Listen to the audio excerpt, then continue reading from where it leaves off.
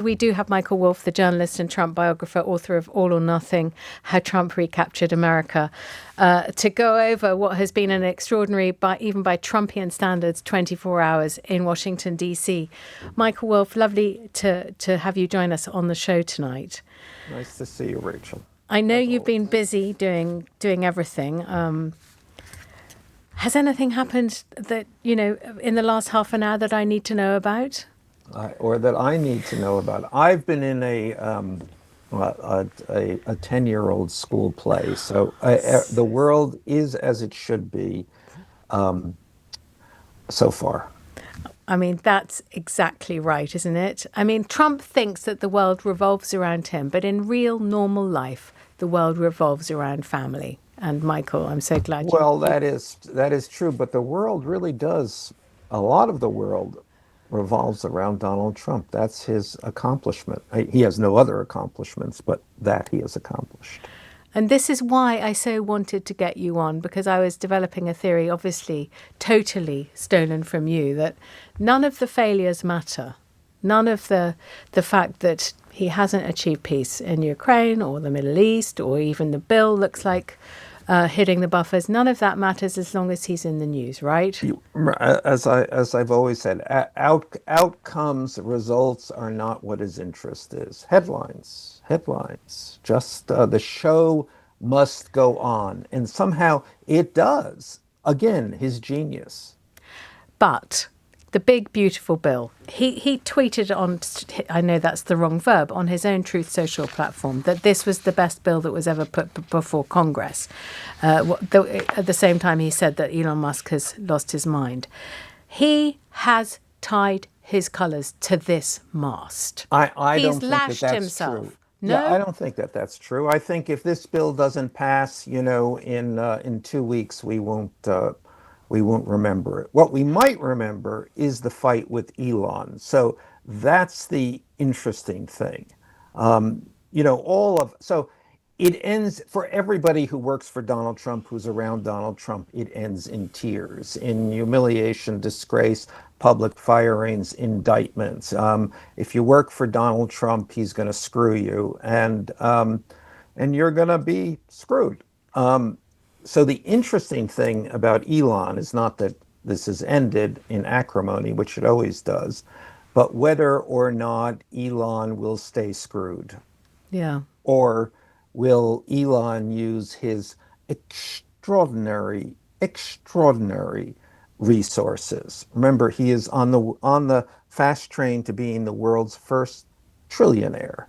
Will he use those resources to go after Trump relentlessly, indefatigably, and to bring him down? He may be the one person who has a chance to do that. How would he do it? Well, let's start with the fact that both of these guys, not to mention one is the most powerful person in the world and one is the richest person in the world, but they both have social media networks. We are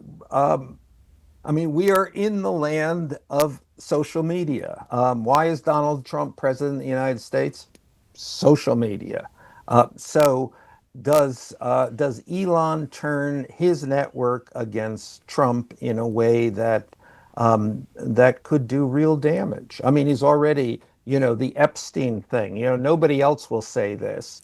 I mean, everybody knows that Epstein has been floating around Donald Trump's head, but Elon is the only major voice to suddenly say, "Hey," he's gone even further. He's saying, the country has a right to know that if a pedophile is the president of the United States. So Elon seems to be able and willing to push things, to a Trumpian edge, over the edge.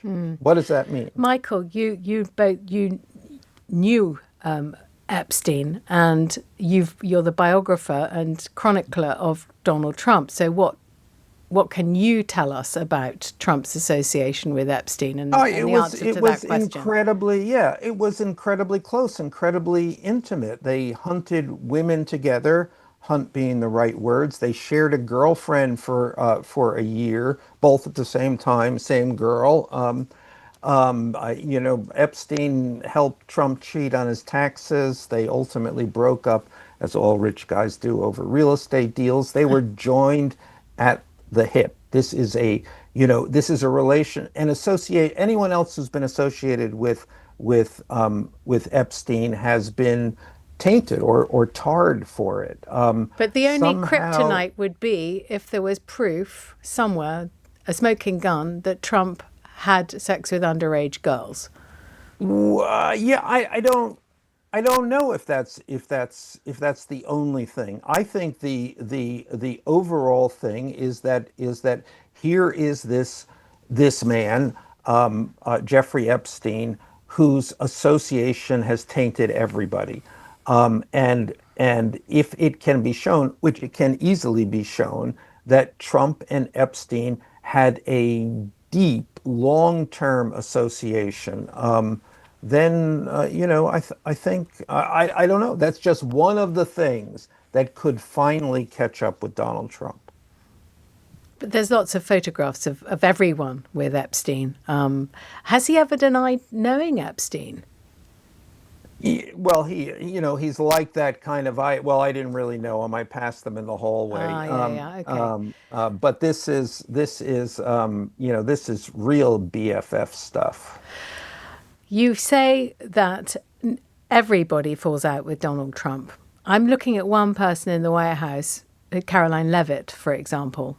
And do you think women escape this inevitable ejection from his circle and orbit? Well, yeah, no, but nobody escapes it. You know, the premier Trump girl in the first White House was Hope Hicks, and it did seem that she might, but then she didn't. She fell out too.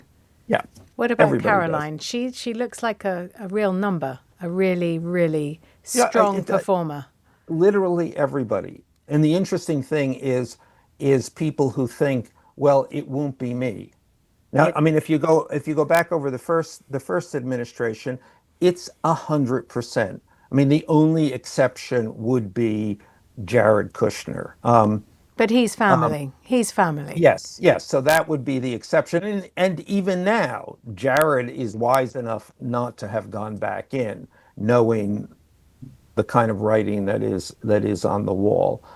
So every one of these people who is now will fall out.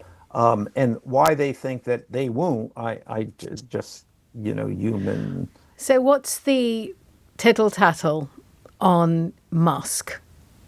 We had Errol Musk on an hour ago, less, saying that he was tired and he needed a holiday. We've had Donald Trump saying he's the man who's lost his mind. We've had the New York Times detailing alleged drug abuse, a cocktail of drugs that he takes. So if that Well, all that is that true, is how that much of a that threat is well, Elon that Musk? story, just as a point of background, I mean, this has been simmering for some time. That Time story was abetted by the White House. It was a hit job. Yeah, I mean, duh. Duh. Sorry. I'm not inside the beltway like you, Michael. I mean, of course. So you think that was planted by. Yeah, Well, and I then, of mean, course, Trump doubles down by saying the man who's lost his mind and hints at a kind of condition that we can't of specify. course, of course. I mean, he always does that. I mean, that's boilerplate. I mean, I've even lost my mind, according to Trump, several times. Michael, it's always great to get you on.